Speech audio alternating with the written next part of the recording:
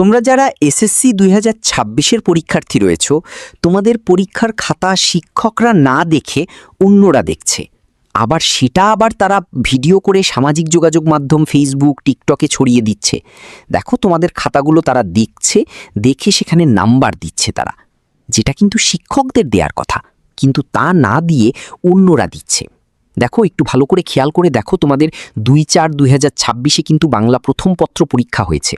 ভালো করে খেয়াল করে দেখো, এই পরীক্ষাগুলোর খাতারগুলোর নাম্বার শিক্ষকরা না দিয়ে অন্যান্য শিক্ষার্থীদের দেখাচ্ছে এবং তারা নাম্বার দিচ্ছে। তার মানে বুঝতে পারছো যে কি একটা পরিস্থিতি তৈরি হয়েছে, যে যেখানে শিক্ষকদের মূল্যায়ন করার কথা সেখানে অন্যদের মূল্যায়ন করাচ্ছে। যেখানে কিন্তু এবার কঠোর নিয়ম রয়েছে যে অন্যদের খাত দেখালেই কঠোর নির্দেশনা রয়েছে, কিন্তু এখানে দেখো শিক্ষকরা দেখে অন্যদের খাত দেখাচ্ছে।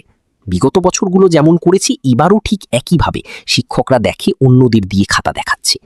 তো এভাবে যদি খাতা দেখে তাহলে কিন্তু সঠিকভাবে মূল্যায়ন করতে পারবে না তোমাদের খাতাগুলো।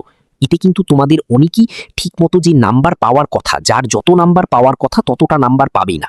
বুঝতেই পারছো যে খাতা দেখে তারা এইটার ভিডিও সামাজিক যোগাযোগ মাধ্যমে ছড়িয়ে দিচ্ছে। তো তোমরা কমেন্টে বিষয়টা জানিও যে তারা এই বিষয়টা কেমন করছে।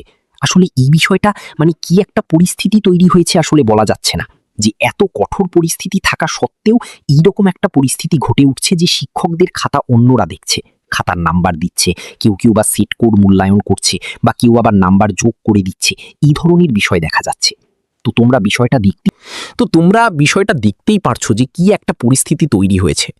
তো তোমরা অবশ্যই ভিডিওটা বন্ধুদের মধ্যে শেয়ার করে দাও, যাতে অন্যরা বিষয়টি জানতে পারে, এবং তোমরা এই বিষয় নিয়ে মতামতটি জানিও যে আসলে এই পরিস্থিতি তোমাদের সাথে এটা কি অন্যায় হচ্ছে। অবশ্যই কমেন্টে আমাদের দিকে জানিও। আর পরবর্তী আপডেট পেতে অবশ্যই আমাদের এডুকেশন টাইম ইউটিউব চ্যানেলের সাথে যুক্ত হও। দেখা হবে পরবর্তী ভিডিওতে।